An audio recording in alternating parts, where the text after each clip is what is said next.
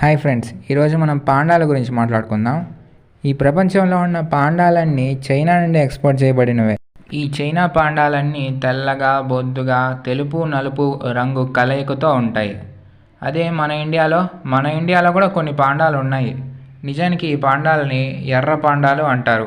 చైనాలోని పాండాలని giant pandas అంటారు. మన ఇండియాలో ఉన్న ఈ రెడ్ పాండాస్ని లెస్సర్ పాండాస్ అని కూడా అంటారు. ఈ పాండాలు తెల్లటి గీతలు కలిగిన చెవులు, తెల్లటి మూతి, ఉంగరాల తోక, ఎర్రటి గోధుమ రంగు జుట్టుని కలిగి ఉంటాయి.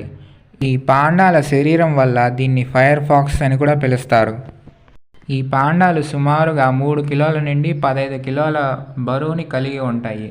ఈ పాండాల శరీరంలోని కీళ్ళ నిర్మాణం వల్ల ఇవి ఎక్కువ గోడలెక్కడం, చెట్లెక్కడం ఇలాంటివి చేస్తూ ఉంటాయి.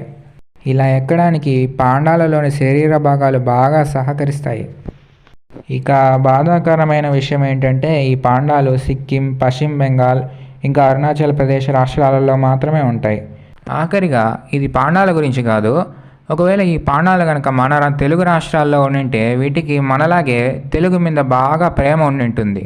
అదెలా అంటే టెక్నాలజీ పాడ సమురాయ్.